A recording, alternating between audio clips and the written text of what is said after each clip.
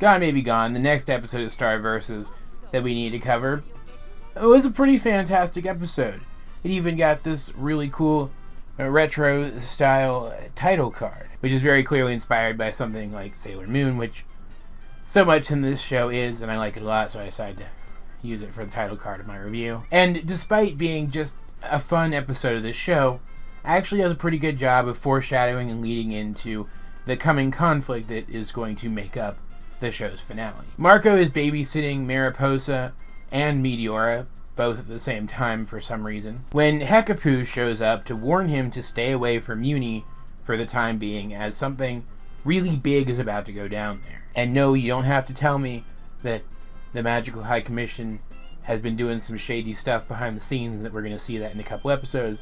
I'm going to talk about that when it happens. As of right now, though, when I first watched the episode, I assumed that she had gotten word of something, but didn't feel like she should interfere in it, and so didn't warn him of exactly what it was going to be. At this point in time, watching this episode for the first time, I did not expect this scene with Hekapoo to indicate that she was somehow involved in events. I guess, though, in her haste to talk to him, she accidentally left a portal open in what I assume is Mariposa's room that Meteora is just kind of chilling out in for the time being while she's being babysat. I don't know, it doesn't matter. And the two babies are able to get through to the Abs dimension, and because time passes differently there, every moment that Star and Marco waste going to look for them, they get older, and that could be a problem.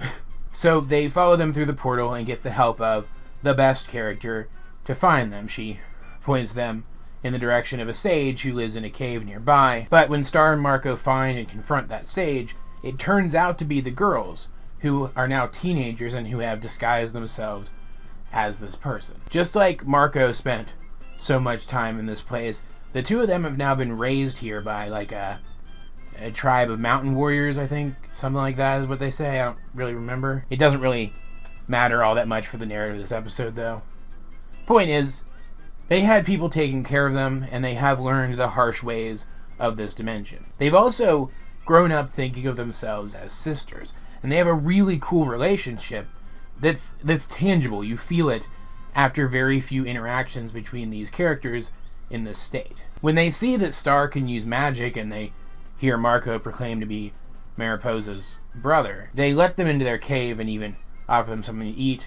And they have a little bit of a heart-to-heart, but it turns out they were just looking to drug the two, as they know this dude, whose name I don't remember, who can, by consuming Star's magic, give magic powers to Mariposa, so that she and Meteora will both have magical powers. Because Meteora is actually pretty powerful. I guess the people who raised them also taught her to use her magic, to the point that she can even go into her puberty form. But Star and Marco wake up. They manage to convince Mariposa that she's making the wrong choice, that she's going to harm someone simply to get something that she wants, and that's wrong. So she decides not to go through with the deal. She and Marco end up having to confront this dude themselves because he can eat any incoming magic before it hits him. So they have to use their combined martial skills to defeat him, and it's a really cool scene. They even use a bit of a, let's say, Chekhov's ingredient, which was a cool continuity nod to earlier in the episode, sure, but still a cool continuity nod nonetheless. And in the end, the two girls, despite the fact that they want to keep the bond which now exists between them, agree to go back just so long as they are allowed to be raised together. And if the finale's going the way that it seems to be going, that would become impossible.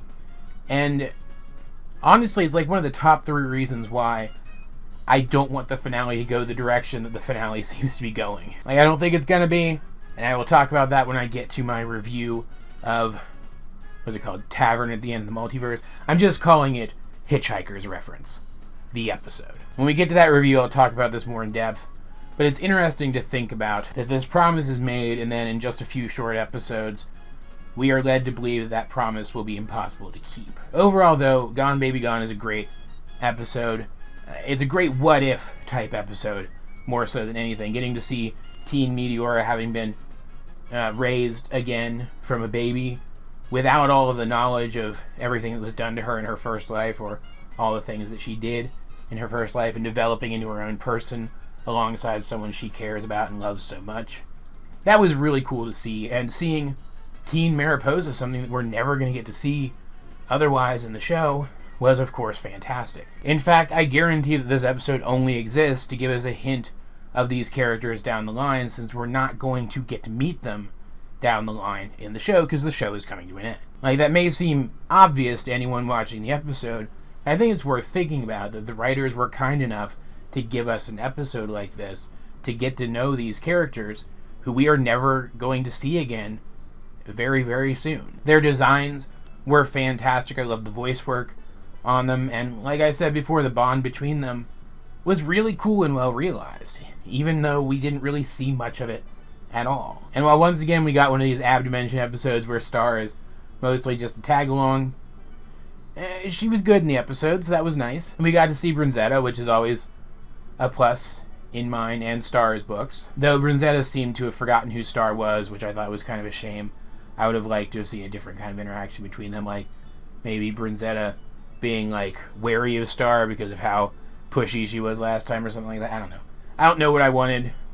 I didn't want that, but it wasn't like it ruined the episode or anything. And the stuff with Hekapu, which enabled this episode in the first place, is foreshadowing what is to come as soon as the next episode, technically speaking. But yeah, I liked it a lot.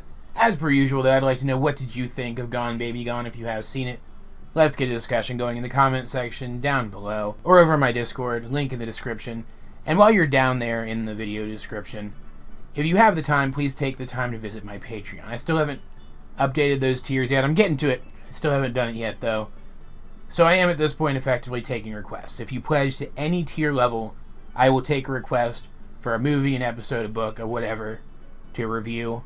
Maybe even a whole series to review if I think it's a good enough idea. I also have a coffee link down there if you'd like to make a one-time donation. So, in short, if you like the kind of content that I produce and you want to have a hand in helping me produce it, there are ways that you can do that. Either way, though, this has been AJ22, and I will talk to you guys